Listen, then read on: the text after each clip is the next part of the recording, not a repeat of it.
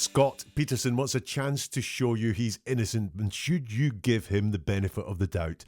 That's what we're going to look at in this episode from Never a Truer Word, where we look at the words that people choose to use to see if they're telling the truth, the whole truth, and nothing but the truth, and look to give you some of the confidence that comes from truly understanding what people are saying with their words all around you. And this is part one of looking at Scott Peterson, one of the most requested people for me to analyse in these episodes. And I had a look at a 22-minute long interview that he gave when his wife Laci was supposedly missing, and I could not cut a bit out of it. Everything was right for analysis, even when he was asked the same question twice. So this is part one. Bit of background: Scott Peterson killed his wife Laci, was convicted of that murder in 2004, and now the LA Innocence Project have said they've got new evidence that suggests he didn't kill Laci. So let's look and analyse this interview where he says things like this. Yeah, we go through a range of emotions from anger to frustration to grief. And we'll analyse it using the principles in the book, Truthful Deception. And we're going to start off with just having no preconceptions. Let's pretend we know nothing about this. We don't know anything about what he's done. Let's just give him the benefit of the doubt and look at the words he uses in this interview. As you're doing this, I want you to watch for what is important to him, what's important to Scott. And that's going to come across in two ways. It's going to come across in the things that he says a lot and the words he repeats a lot. That's going to show what's important to him. What we need to work out when we find out what is important to him is why is it important to him? Is it important to him because it's the top priority in his mind? It's what he's thinking about all the time, so the words are leaking out. Or is it important to him because he wants to give us a certain impression of events and a certain impression of himself, so he keeps repeating things to make sure that we really get the message? Have a look at what's missing. Scott, in this interview, his wife Laci has been missing for about a month. What would we expect to hear from a husband whose wife had gone missing and doesn't know what has happened? What would we expect to hear from that person? And does Scott match up with that, or are there things missing? And look for leakage as well. Leakage is when someone is hiding things from us, they're being deceptive, but it's a highly stressful situation giving a television interview. So perhaps that stress will make some of the truth leak out. Are you ready? Let's have a look at the first questions in the interview. First of all, describe what the past month has been for you. It's been absolutely terrible, as it is for everyone. I mean, you see us in press conference. You haven't seen me as much in the media, but you see our families and the raw emotion that's out there, and the grief, the frustration. You know, we go through a range of emotions from anger to frustration to grief. For me, it comes at different times during the day. 2 weeks ago, I knew exactly what to do. I'd go to the volunteer center at the Red Lion and open up the center and wait for the volunteers to come and work on things. And then I'd go out and put up flyers. I knew exactly what to do, and that was going to bring Laci home. And now I don't know exactly what to do, and that's so frustrating. That's the hardest part. I mean, we have a core group of volunteers still working to get her picture out there nationally through corporations and organizations and obviously media and other means. So we continue to work tirelessly, many people do, to bring her home. And we can do that during the day, and unfortunately at night, don't know what to do, and the grief hits, and it's unbearable. But you also have to recognize that Laci is hurting worse than any of us. She's the one that's not with our family. She's the one that we need to find and bring home. I know you have So moments. that gives you focus. It gives you, there are times when you just can't continue, and if you're driving, you have to pull over and stop, and if you're doing something, you just can't continue. Try to stay busy and have a task, to know what to do, a positive task, and try to focus on that. That's the first few questions, and when I watched that video, that was what made me want to analyse this. The first question that Scott's asked is to describe how the past month has been for him, and he talks about that, and he uses the word grief twice in his answer. He says there's a raw emotion out there and the grief, and we go through a range of emotions from anger to frustration to grief. What does grief mean? Well, grief is a word that we associate with death and loss. It's a final word. We grieve things we no longer have.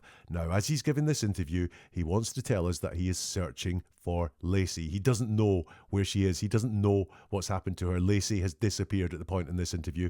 So why is he saying that there is grief there? That got me very interested. Why is he using a word associated with death and associated with permanent loss? Grief. First thing that got me interested.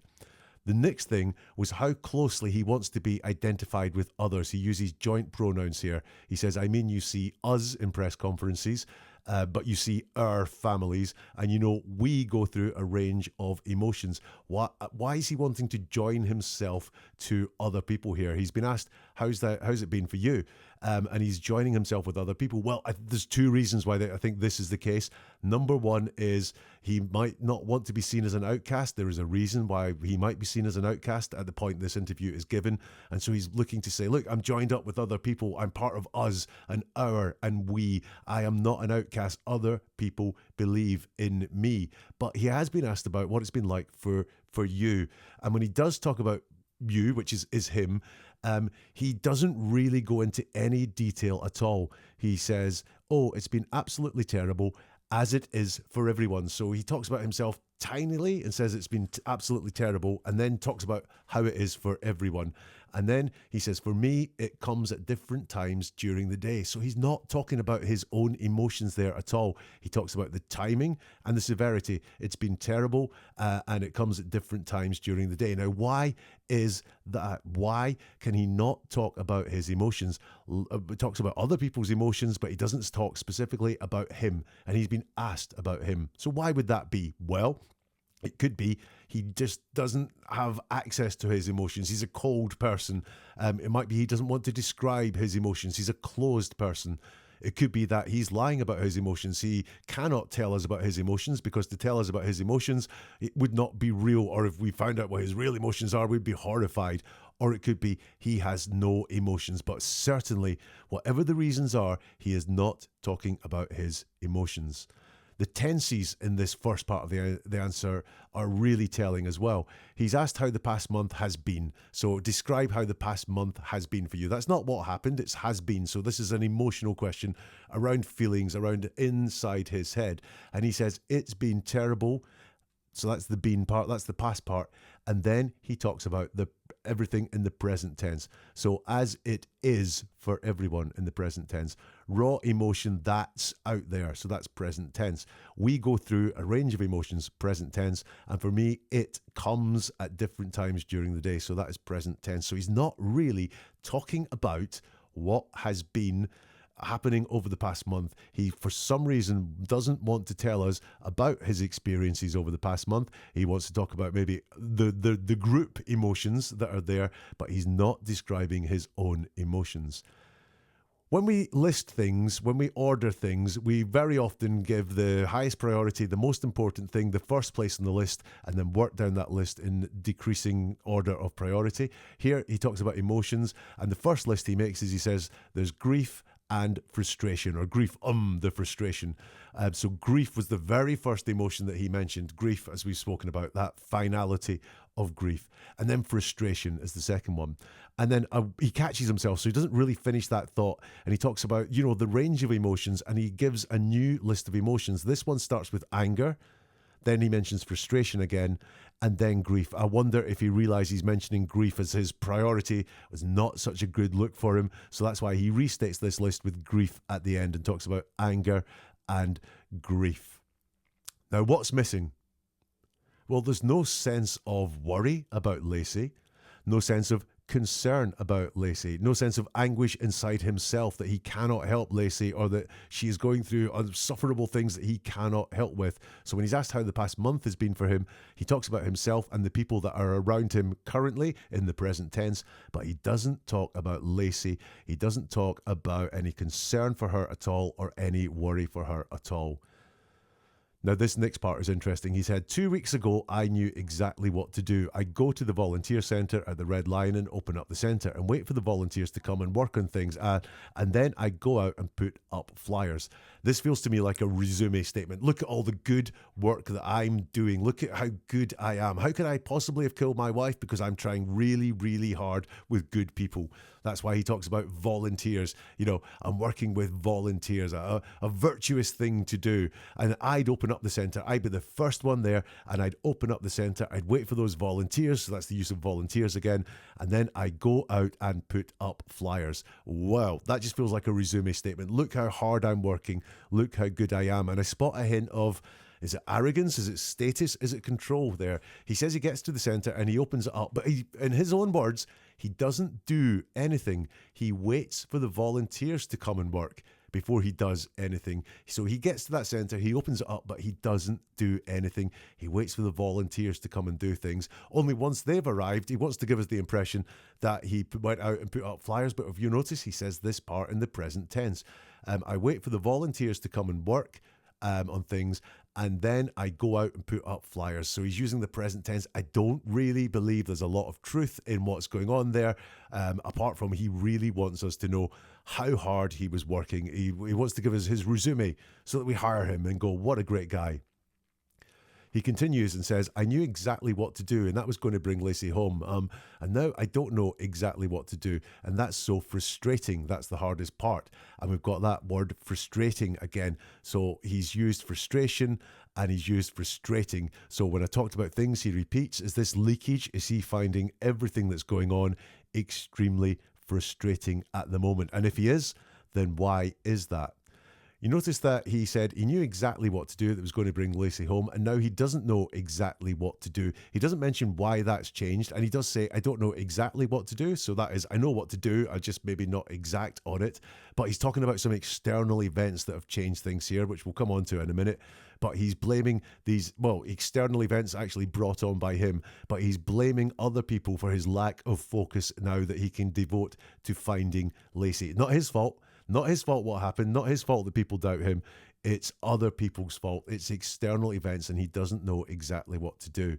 Again, I've got this sense that he doesn't want to portray himself as an outcast. He wants to show that he is joined up with other people. I mean, we have a core group. So there's a core group there. There's volunteers still working. So many volunteers, plural of volunteers. We continue to work tirelessly. Many people do. So he really wants us to know that he's not alone, that he's working with other people. And I think a lot of what Scott is doing in this interview is perception management. He wants to show the world that he's not on his own. He's not an outcast from other people that were close to Laci. He's still part of we and volunteers and many people.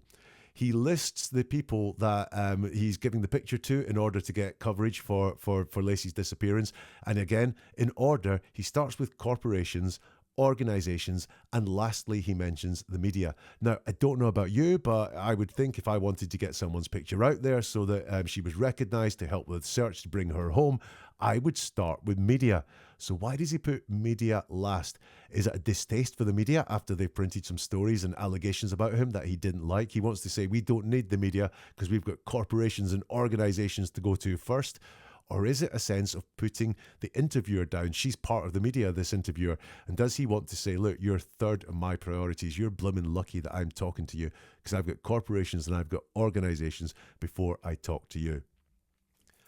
I did say I would give Scott Peterson the benefit of the doubt. And here's some reassuring things I see in his answer. He talks about Laci by her first name. He calls her Laci. He could have called her, which would imply some distance and disdain for her. He could have called her my wife, which would have shown some ownership. But no, he calls her by that close, familiar term, Laci. And he says he's working to bring her home. Very often, when a guilty person is talking about someone that's missing, where they've got guilty knowledge of what's happened to that person, they talk about a search and they talk about that person being found because they realise that person is not going to come home under their own steam. They realise that person cannot be persuaded to return. So they talk about that person being found. They talk about that person being needed to be searched for. And what he wants to do is bring her home. So that's reassuring for me as well. Scott continues, and we can do that during the day, and unfortunately at night, don't know what to do. The grief hits and it's unbearable. There's that word again, grief. So once more, he's talking about grief, that finality of grief, that death that grief implies, that loss, that permanent loss that the word grief implies. Maybe once if he'd said it, it's a bit of a slip, but this is the third time he's used the word grief now, even though he has nothing to grieve for. Yes, he may be extremely worried that Laci is never coming back if she's been missing for so long, but he doesn't talk about worry, he doesn't talk about anguish, he doesn't talk about hope, he talks about grief. He talks about how this happens unfortunately at night, and unfortunately is one of his favourite words that we'll see time and time again in this interview. Unfortunately suggests bad luck. It's things that have happened outside of our control. They are unfortunate. And also, we don't use unfortunate in a really great way. Unfortunately, there was a car crash and 10 people were killed. That would be tragically. So unfortunate, just a little bit of bad luck, and he uses it a lot. And who's he talking about again here? He says we can do that during the day. Unfortunately, at night, don't know what to do. He doesn't use a pronoun before the night description. He doesn't say, unfortunately, at night, I don't know what to do. He doesn't connect himself to this at all, almost as if there is no connection to it. He can't commit to saying, I don't know what to do. He just says, don't know what to do. And then he talks about you. So when he talks about night, he says it's unbearable, but you have to recognize Laci is hurting worse than any of us. That gives you focus. Now, why doesn't he say, but I have to recognize Laci is hurting worse than me, and that gives me focus? Why does he talk about you here? Well, there's two reasons people will use this concept of talking about you. One of them is put yourself in my shoes. Have a think about how I feel. I'm going to make you really feel it stronger by making you feel it and you think about how you would feel rather than telling you how I would feel. So that's one of the reasons that people do it. The other reason is they don't have those thoughts. So instead of talking about how I feel, because they don't have the genuine, authentic experience to say that, they talk about how you feel, how someone distant should feel in that moment. I do have more reassurance. He talks about Laci, again, by that familiar first name, implying closeness. And he says Laci is hurting worse than any of us in the present tense. Very often, someone who's pretending that their loved one's missing and they don't know what has happened to that person will slip into the past tense, and say was hurting worse or was a nice person. But he talks about her in the present tense here. Laci is hurting worse than any of us. And once again, we've got this concept of bringing her home, which I quite like. However, Laci is hurting worse than any of us, he says. That is his words, that is his facts. Laci is hurting worse than any of us. Well, how does he know that? Because as he's talking and giving this interview, she's disappeared. And he's claiming not to know why she disappeared. So she could have gone off, she might have wanted to go off. She might have wanted to disappear. She might be in a better place now than she was back then. She may have all those things. Even if she wasn't thinking straight or anything like that, she may be in a happier place where she is now than she was there. So why does he say Laci is hurting worse than any of us? Is that leakage? And he says that gives you, there are times when you just can't continue and you're driving, you have to pull over and stop. And if you're doing something you just can't continue, says something unclear, have a task to know what to do, a positive task to try to focus on that. Once again, he talks about what's happening with you, not with himself. That gives you, there are times when you can't continue. You're driving, you have to pull over, you're doing something, you just can't continue. So once more, he's not talking specifically about himself and what he's experienced. Why is that? Well, one of the reasons is he's not experiencing any of this at all. It's just things he thinks he should say that will create a good impression, but he can't attach himself to it, so he talks about you. And he talks twice there. There are times when you just can't continue. If you're doing something, you can't continue. What does that mean? He's not very clear with this whatsoever. One of the reasons that people are not clear when they say something is it's not real. It's not, when people have authentic words to describe a feeling or an event, then very often they'll use those authentic words and create a really clear picture in our head. But he doesn't do that here. I don't understand what it is that he can't continue doing, and I don't understand why he can't continue doing something. So I'm wondering there, what is it that he can't continue doing? The interviewer asked him at the end of that clip, I know there are certain places you can't go to. It's hard to go to the park. He says it's hard to go. Yeah. He doesn't finish that thought. He doesn't actually say it is hard to go to the park. He says it's hard to go. Yeah. Then he says it's important though, because these mornings when down there alone, yeah, I feel closer to her. Maybe that's an attempt to communicate or something. Yeah. There's a lot of vagueness at the end there. I feel closer to her. Maybe, so just maybe, not definitely, that's an attempt to communicate or something. So we've got a maybe and we've got an or something in there. So I don't really know, what does this mean? What is he trying to talk about there? It's not very clear. Once again, is this an authentic experience or feeling, event that he's describing, or is he just saying words that he thinks will sound good? I'll tell you what does worry me is that he says when he's at the park, there's an attempt to communicate.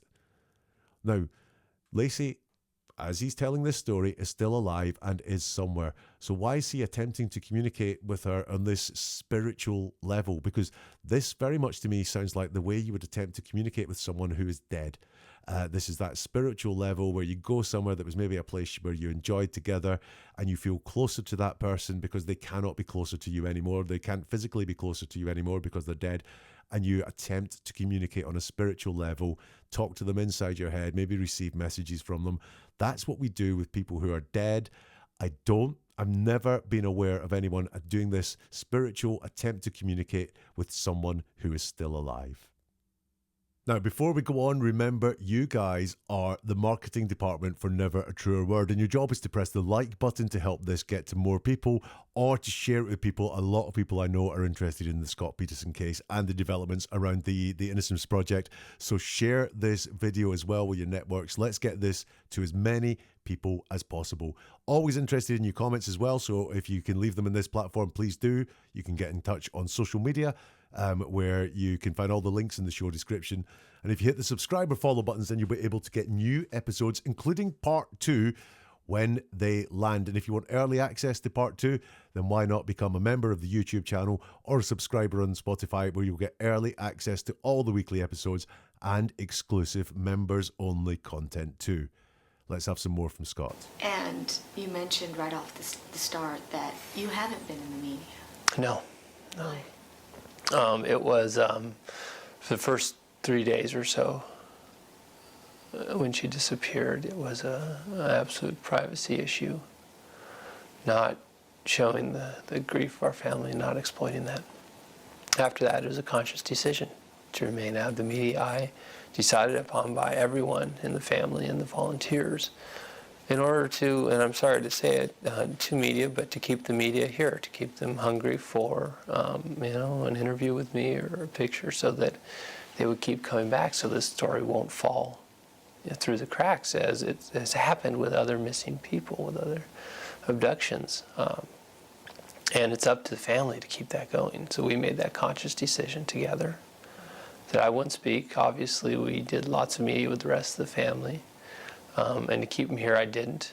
But unfortunately now, the suspicions of me have grown so great due to people, wondering what happened to the inappropriate relationship that I had with Amber Fry, that it's necessary to speak. It's appropriate time to, in order to ask people to keep looking for Laci, because they're not looking for Laci as much as they should be right now. The interviewer says to him, and you mentioned right off the start that you haven't been in the media. Scott says, no. And she asks, why? And he says, it was, for the first 3 days or so when she disappeared, it was, an absolute privacy issue, not showing the grief of our family, not exploiting that. So here is that word again. It's the grief. And he says the grief was felt in the first 3 days. Biggest sign yet that something's gone on here, because he's saying within the first 3 days, so there must have been lots of hope amongst anyone that thought Laci had disappeared in the first 3 days, lots of searching for her, lots of, just please let her be there. He says that the emotion there that he didn't want to show was grief. Grief that we feel after death or a permanent loss. Huge red flag. He talks about the fact that he didn't do any of these press conferences, and he uses some very curious language around it. He says it was a conscious decision. He said it was a conscious decision to remain out of the media eye, and we made a conscious decision together. He also says it was decided upon by everyone in the family and the volunteers. So he's used this twice. I don't think it was a conscious decision. He wants to say it was a very conscious, thought through decision that was made with the family, the volunteers. It was a decision that was made together. I don't think so. I think Scott is someone who can't be seen to be losing or to be out of control. And I think there's been some discussions that went on to keep Scott out of the limelight. But what he wants us to think is this was a conscious decision. By the way, not just a decision, but a conscious decision. And it was made by everyone in the family. And we made that conscious decision together. A very, very interesting choice of words from the guy there. I tell you what I won't be doing, and that's hiring Scott Peterson as my media strategist, because what he's suggesting there is in order to keep interest up in the story, in order to keep Laci's name out there, what he did was not talk to the press. I mean, how does that work? I'm not hiring him to do my media strategy anytime soon. And is there a hint of arrogance here that he thinks he's the main draw, he's the star of the show, and what he wants to do is hold himself back and have people begging for interviews, begging for pictures? I get a sense of arrogance there from the way that he spoke. Giving him the benefit of the doubt, he does join Laci up with other missing people with other abductions. He says he doesn't want the story to fall through the cracks, as has happened with other missing people and with other abductions. So he's joining Laci up, not with dead people, but with other missing people and with other abductions. So I'll give him the benefit of the doubt and say that I like that. He says, unfortunately, suspicions of me have grown so great due to people wondering what happened to the inappropriate relationship that I had with Amber Fry. Once again, I'm getting ego, I'm getting arrogance, I'm getting control. He says the suspicions of me have grown so great, not because he had this inappropriate relationship with Amber Fry, but it's because of people's reaction to this relationship with Amber Fry. Suspicions of me have grown so great due to, not the relationship, but due to people wondering what happened with the relationship. Now that is a really, really telling. It wasn't his fault. It was everyone else's fault. Oh, and by the way, this was unfortunate. Unfortunately, the suspicions have grown. He uses two opposite terms here, inappropriate and appropriate.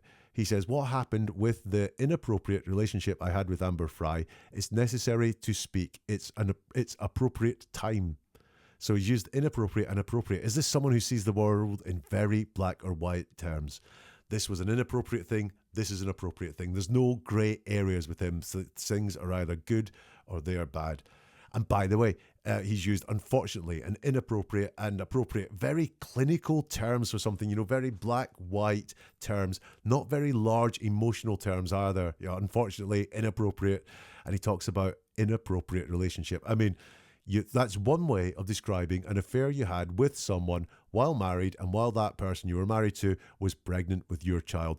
Inappropriate is probably the smallest but most honest word, not the most honest word, but an honest word that could be used, but it's very, very small to use. So he's minimizing what is happening there at all. And also there's some guilt shaming going on here now, isn't there? This, the reason that he's an outcast, the reason people think that he murdered Laci, in his head, in his telling of it, is not because he had a relationship with Amber Fry, but it's people's reaction to Amber Fry. And people's reaction to this is not to look for Laci because they think, what's the point? She's dead. And it's his fault, but he's saying it's not his fault. It's the people's fault. It's due to the people's reaction. And due to that, they are not looking for Laci as much as they should be. So if Laci's not found, it's not my fault because I had an affair. It's your fault for your reaction to that news.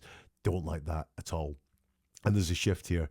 I spoke before about how I was quite happy to see him say he wanted to bring Laci home. But I think for the rest of the interview, he does slip into talking about looking for Laci. Not that Laci's going to come back of her own accord or someone's going to even release Laci and she's going to be free. No, they're going to be looking for Laci, suggesting that Laci is somewhere out there to be found. You have to look for Laci to get her. And it's just a general lack of gratitude here. There's a lack of gratitude to the media. He doesn't thank the media for keeping the case in the spotlight or even this interview for happening. He's not thanking the volunteers for the work that they have done. He's not thanking the family for taking on all the press conference that he wasn't doing. There's an absolute lack of gratitude. Missing is any sense of thanks to anyone else. Scott knows how to run the show. He's been running it with everyone, but he shows no gratitude to anyone that's helped him. Let's talk about some of those suspicions, because there are a lot of suspicions out there. I think people want to know, first of all, why would you leave Laci, who is 8.5 months pregnant, alone to go fishing on Christmas Eve? Okay. Our day was planned for, Christmas Eve dinner at her mom's house, our mom's house. Preparations were all made, gifts done. Laci was simply going to be baking that day. And it's not uncommon for us to, simply, we have separate pursuits. She does not, play golf as I do, which was my other option for that day. And being, 7.5 months pregnant, she's not going to want to go out in a boat. But it's simply a leisure activity to pursue that day. And, was what our plans were.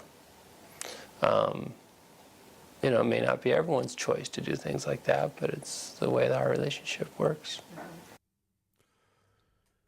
So let's get into those suspicions. And the interviewer asks him, first of all, why would you leave Laci, who is 8.5 months pregnant, alone to go fishing on Christmas Eve? By the way, Laci was 7.5 months pregnant at the time she went missing, so that's a misspeak from the interviewer.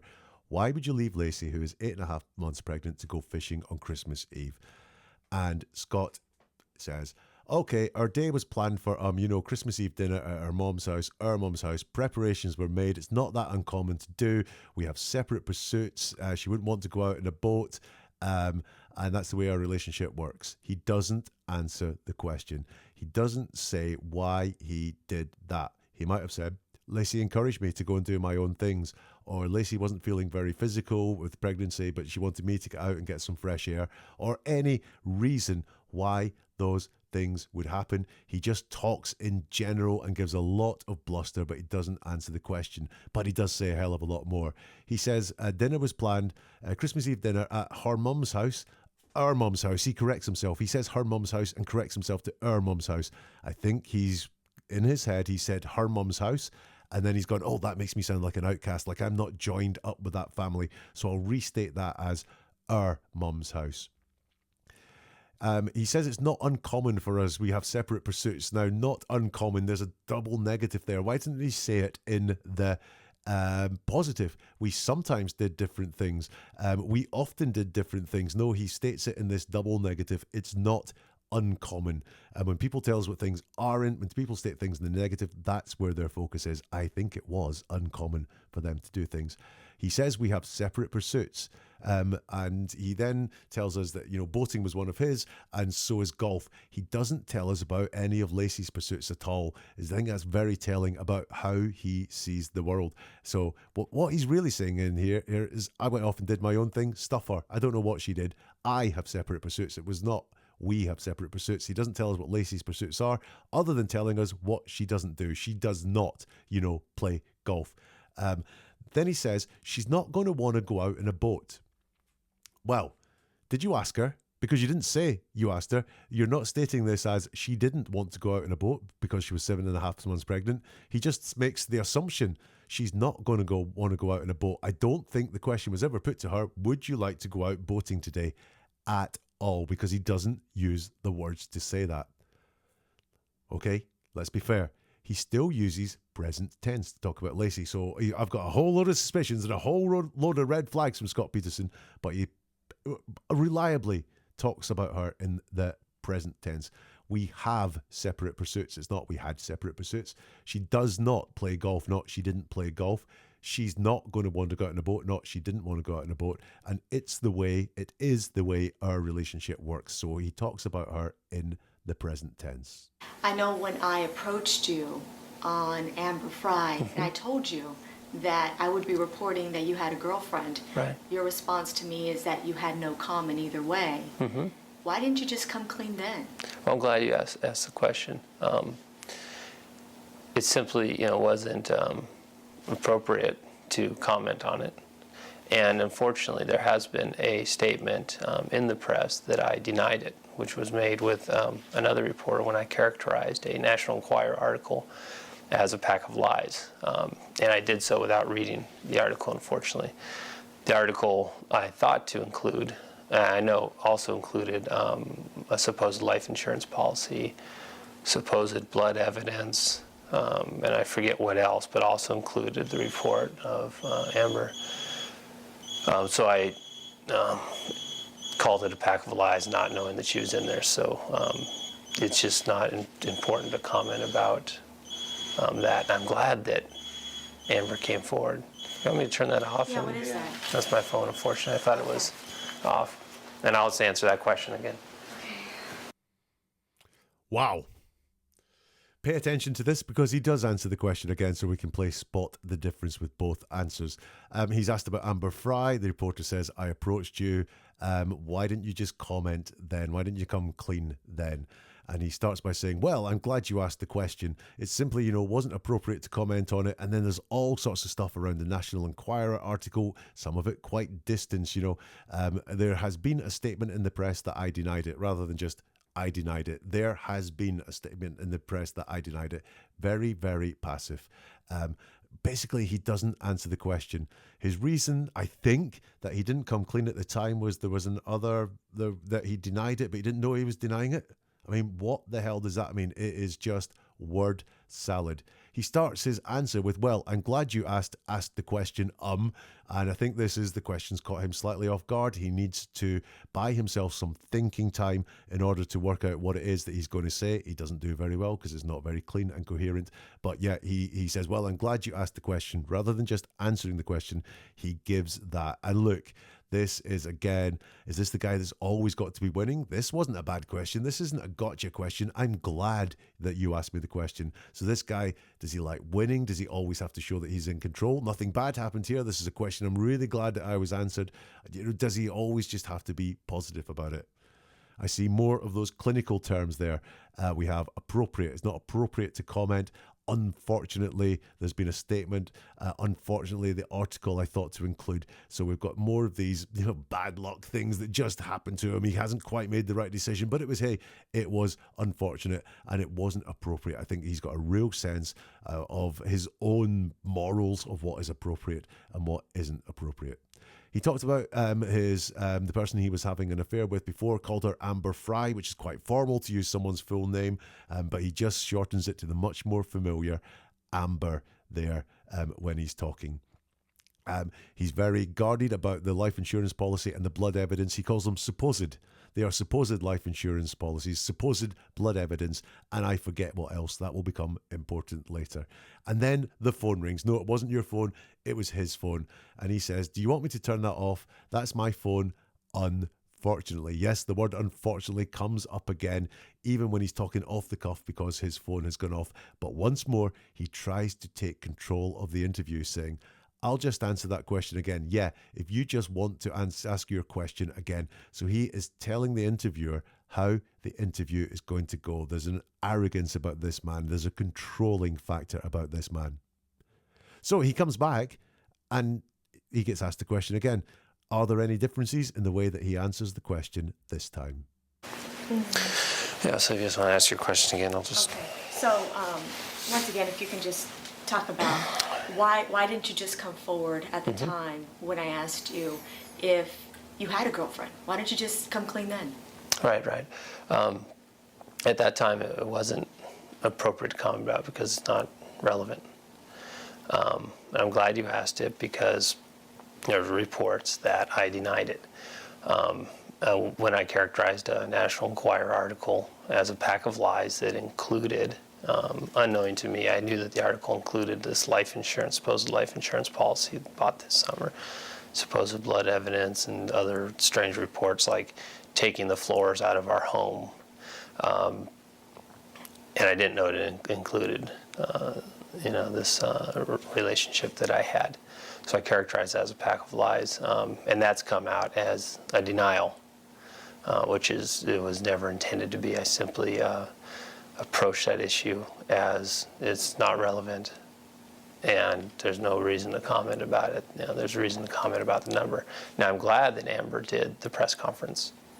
I'm glad that she came forward, because it allows us, and allows lots of people, I believe, to start looking for Laci again, because it's slacked off because of that, because there's suspicion about me.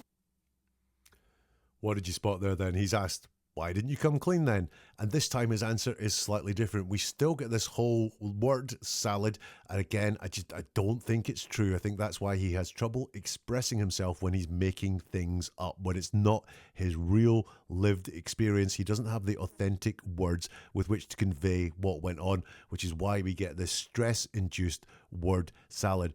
He did say previously, why didn't you come clean at the time? And he said, because there was an article and I denied it, so it was said that I denied having an affair. Didn't understand that. This time he does say all that, but he does start by saying it wasn't appropriate to comment because not relevant. He doesn't answer the question once more. Why didn't you come clean? It wasn't appropriate to comment because not relevant. What does that even mean? Why so complex? Why is this answer so long and complex? Why could it not just, I didn't want to talk about it at the time? Or at the time, I was trying to keep my mouth shut, or I realised it would be a distraction, or whatever. He talks about what was in this article, and did you notice him correcting himself? He says this supposed life insurance policy bought this summer. So last time he just called it straight out a supposed life insurance policy, but this time he forgets to put that disclaimer at the front of it and calls it a life insurance and realises his mistake, so corrects himself and says supposed life insurance policy bought this summer. Interesting that it's the life insurance policy that he wants to make us think is supposed, not the fact it was bought this summer. And he's added something in now to the list of things that are in this article, which is strange reports like taking the floors out of our home. In his first answer, he said, a supposed life insurance policy, supposed blood evidence, and I forget what else. Second time, he says life insurance, blood evidence, and strange reports like taking the floors out of our home. So what's happened there then? When he said, I forget what else, had he really forgotten what else was there and remembered it 60 seconds later when he answered the question for the second time? Or the first time, was he a little bit more polished and wasn't going to mention all these strange things that he cannot refute? And did it leak out this time? Did he go, oh, I didn't really mean to say that out loud? And also notice the life insurance policy is supposed, the blood evidence is supposed, the fact the life insurance policy was bought this summer isn't supposed, and neither is the taking the floors out of our home. He calls it a strange report, but he doesn't call it a false report or a lie. He just calls it a strange report and does not deny it. So he goes on to say it's characterised a pack of lies, etc., etc. And once again, we've got winning Scott, the guy where nothing bad can happen to, the guy who is in control. So he's using his warped logic again. I'm glad that Amber did the press conference. I'm glad she came forward. Nothing bad happens to him. He's in control. Nothing. He's not going, no, this was a terrible thing that happened to me. He wants to let us know that this didn't harm him. This was something he was glad. Why? Because in his warped logic, the fact that Amber came out and said there was an affair means that people can start looking for Laci again. I really don't get his logic, but look at the term he's using again for Laci. It's not bring her home or raise awareness. It's start looking for Laci again. Once more suggesting that he knows she is out there and that she's not going to return by herself. And I guarantee the arrogance, it's just not relevant. I'm not going to talk about what I believe is not relevant. I, Scott Peterson, get to decide what is relevant and what isn't relevant. And I will be the one that talks about that. You want some more from Scott? She claims you deceived her. She claims Amber? that, yeah. Yes, she did not know. She did not know that I was married. That is correct. And, so I'm glad she came forward. I informed her that I am married, and of Laci's disappearance shortly after, Christmas Eve. It was a couple of days after Christmas Eve. I don't know the exact date. I'm glad she did the press conference. I'm glad that's out there. It had nothing to do with Laci's disappearance. Your stomach must have been turning, though, when you see her go on television, and it's national. And here's this girl saying, he lied to me. He told me he was single. Sure. I mean, your stomach must have been turning. You know what? It is a positive to allow us to go on to search for Laci. That's how I view it, and that's how I felt about it. The Rocha family I said, good, says, this will be done, and we can keep looking for Laci. Wow. The question is, and he interrupts the question. She claims you deceived her. She claimed, and he asks Amber, and he does a lot of interrupting. Now, sometimes I think this is about control. At the end of answers, he likes to leave a pause, and then when the interviewer starts to ask her next question, he continues answering the question. He talks all over her as if to say, I haven't finished yet. How dare you talk? Or I'm going to make you feel really bad about talking because I'm talking over you. Here, this is at the beginning, so he talks over a question which suggests he's got an answer ready to go, and he does not have the self-control to wait for the end of the question and give the answer that he is ready to give. So she claims you deceived her. She claims, Amber, yeah. Yes, she did not know. She did not know I was married, and that is correct. And you know, I'm glad she came forward. He said he's glad that this has happened so many times. It's convinced me he was not glad about this happening at all. And why is he so strange about the date that he told Amber about Laci's disappearance? In fact, maybe you could help me out with this. I don't know why he's sensitive about this, but he is sensitive about it because he says, Christmas Eve is a couple of days after Christmas Eve. I don't know the exact date. I know the exact date. A couple of days after Christmas Eve, it would be December the 26th. But obviously he's using couple to mean an unspecified small amount. But why does he have to tell us that he doesn't know the exact date? Why is he very circumspect about that exact date? He could have just said, I'll let her know after Christmas Eve or a couple of days after Christmas Eve. Why does he want us to be sure that he doesn't know the exact date? Maybe there is something in evidence or that came up that you could let me know. If you could let me know in the comments or get in touch on social media. Once again, he talks about in the present tense, I am married. A reassuring thing. He does say I was married at other points when he's talking about Amber, but he was married at the point in the past where he had the conversation with Amber about Laci. But he does say I am married. He talks about his marriage in the present tense here. And once more, he finishes with, I'm glad she did the press conference. I'm glad that's out there. It had nothing to do with Laci's disappearance. So we've got this glad again. I'm in control. Things are great. I don't believe you are in control. I don't believe you do think things are great. And then he says it, and I believe by it, he means the affair. It had nothing to do with Laci's disappearance. How does he know that? How can he say that with such certainty, that Amber talking about the affair had nothing to do with Laci's disappearance? Because as far as he's concerned, Laci was there in the morning, he went out on his boat, and then Laci wasn't there when he came home. And yet he can say the affair had nothing to do with Laci's disappearance. I believe that. I believe he believes that. But how does he know that? He's then asked a question about emotions. Your stomach must have been turning, though, when you saw her go on television and it's national, and here's this girl saying, he lied to me, he told me he was single. I mean, your stomach must have been turning. And he says, you know, what is a positive is to allow us to go on and search for Laci. That's how I view how I felt about it. I said, good, this will be done a week. Keep looking for Laci. He doesn't answer the question. He doesn't say, no, my stomach wasn't turning. I was absolutely fine with it. I knew it was going to happen. Or, yeah, God, it was a horrible thing to say at all. So he's avoiding the question again. And it's all about emotions. And he avoids the question about talking about his emotions. Is that because he wants to hide his emotions? Because if he told us his true emotions, we would be horrified. Does he have trouble accessing his emotions? Or does he have no emotions? Or does he just have trouble talking openly about his emotions? Whatever it is, doesn't make me feel very comfortable. Look, it's a positive. But hey, go and search for Laci. Keep looking for Laci. So once again, we've got that concept that Laci is out there. She is to be found. She's not going to come back on her own. Now, you know Laci's family says they can no longer trust you. Mm-hmm. It was unfair and inappropriate for me to have that relationship.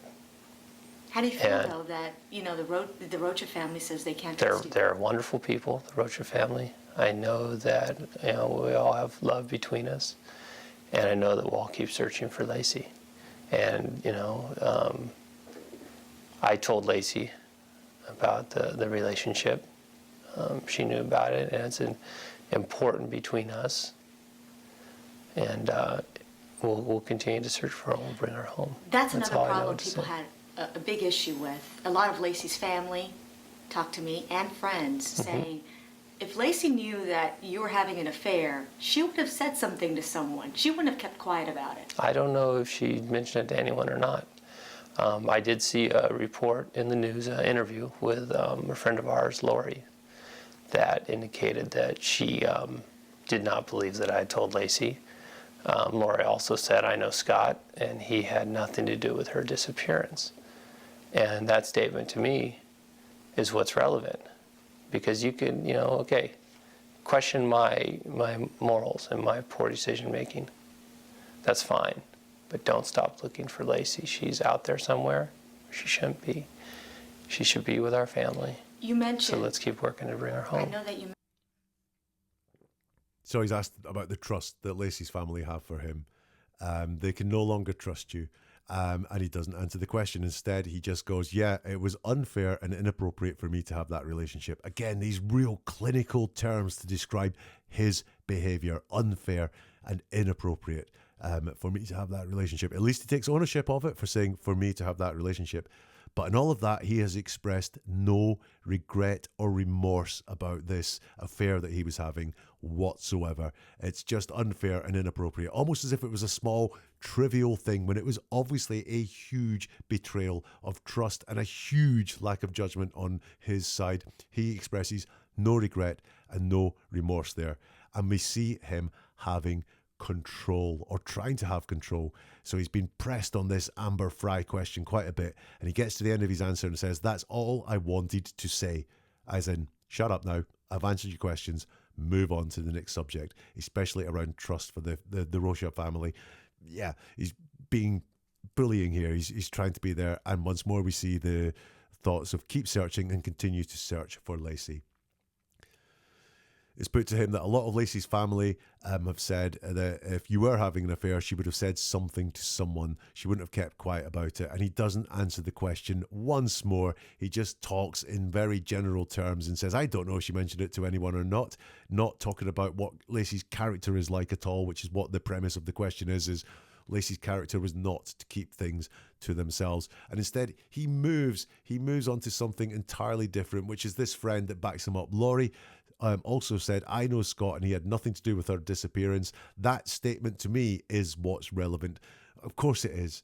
Someone backing you up is going to be really relevant to a guy like Scott Peterson. Bad things don't happen to him. He's glad all these things happened, and he's glad Laci said that. And when Laci said that, that's what he wants to focus on.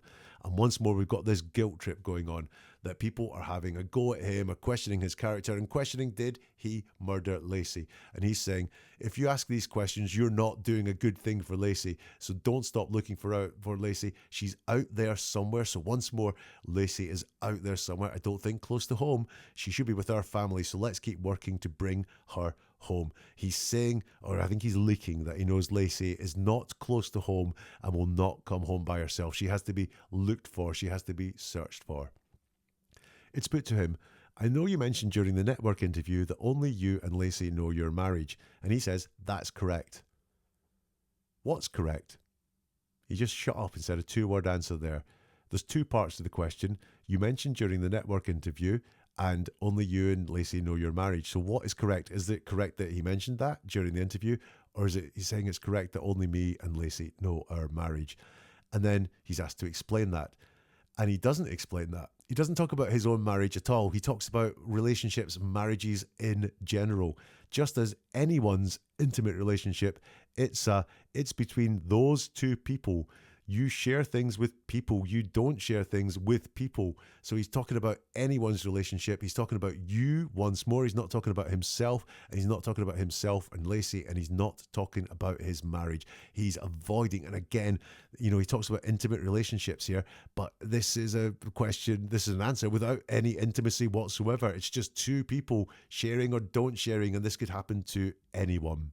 Here's some more. Now, did Laci find out about the affair, or did you just come out and tell her? No, I informed her about it. I don't believe she knew. Why come out? I mean, what made you say, I'm going to tell her today? What made that day the day to tell her? Just because it was the right thing to do. And as you know, when you're not doing the right thing, it just, eats you up. You feel, sick to your stomach, and you can't function, and you have a hard time, looking at someone. Right.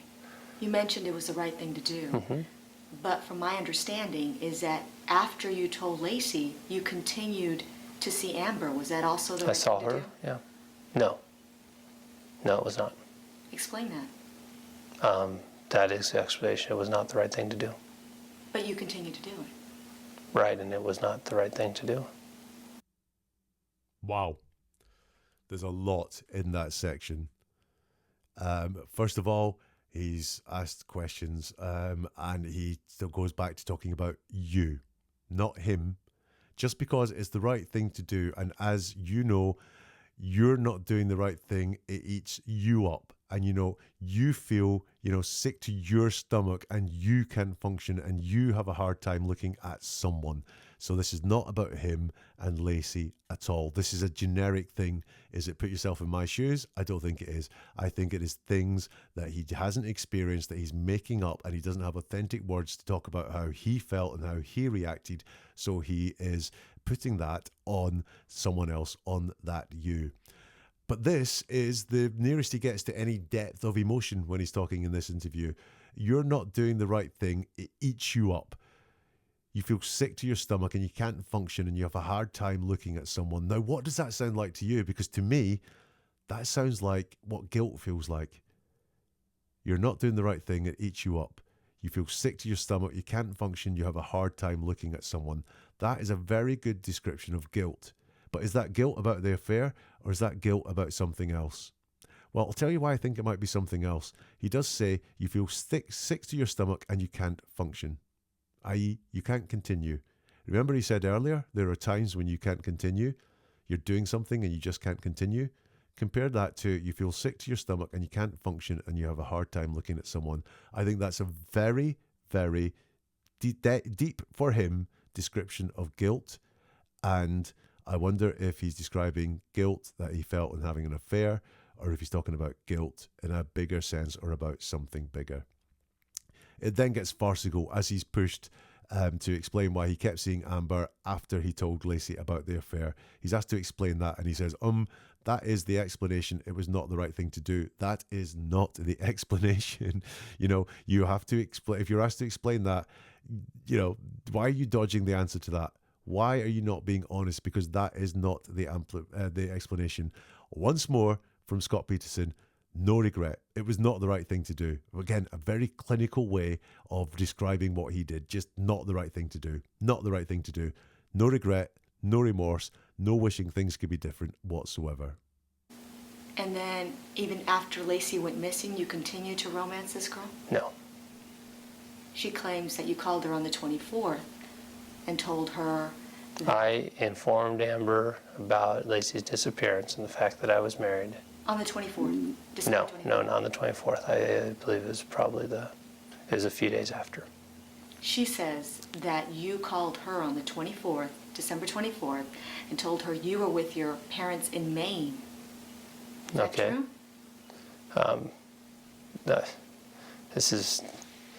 I called her and informed her about Laci's disappearance. On the 24th of December. No, I did not. It was a few days after that I called her and told her I was married. Okay.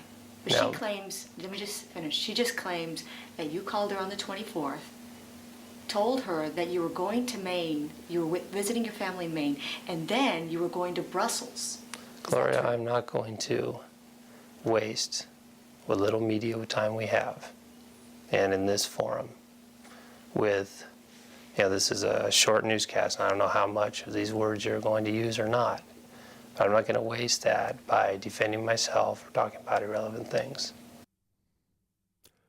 Wow, and we're only halfway through the interview and already it's getting explosive.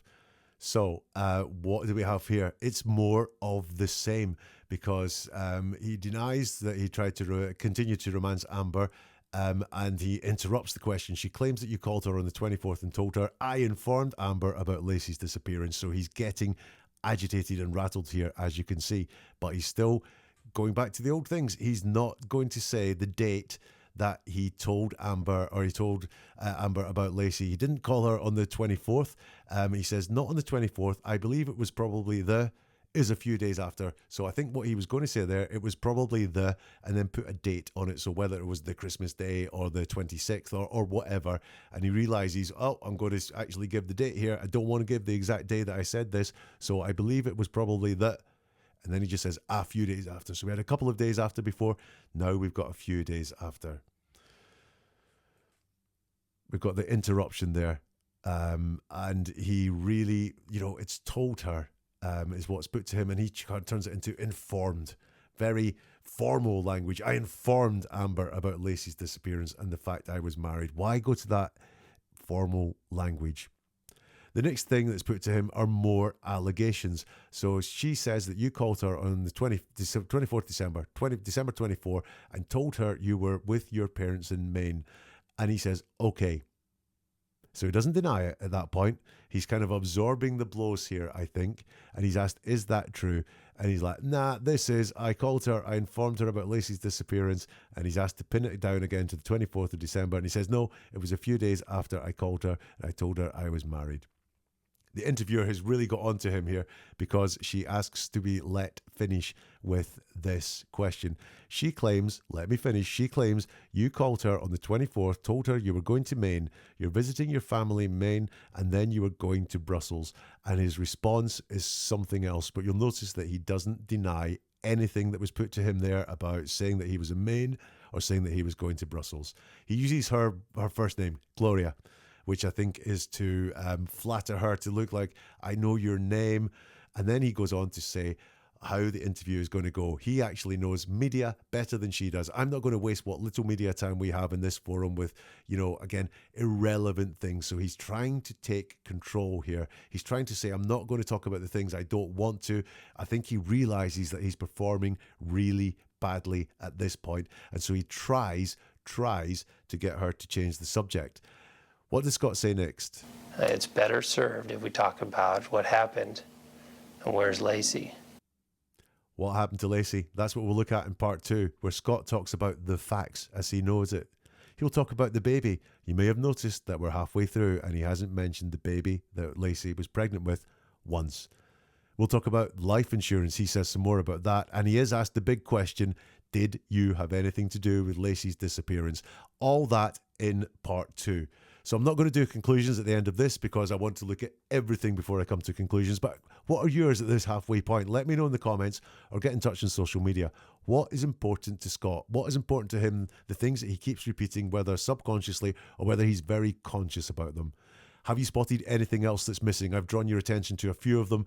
And have you spotted any leakage? Maybe you know the case more intimately than I do. Maybe you know the story better than me and you spotted some leakage in his words. We'll talk about those all in part 2. To get part 2, hit subscribe, and that means, or follow. That means you'll get it as soon as it's released. Although if you want early access, then become a member of the YouTube channel or subscribe on Spotify, and you'll get part 2 as soon as it is made.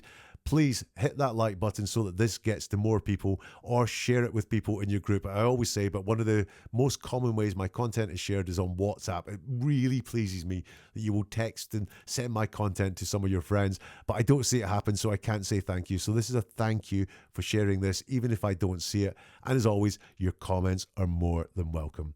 Have a look at neveratruerword.com. You will find more podcasts. You will find more videos. You can sign up for the newsletter and also get the Truthful Deception book, of which we have based the contents of this analysis on as well. That's neveratruerword.com. And we'll see you soon for something new from Never a Truer Word.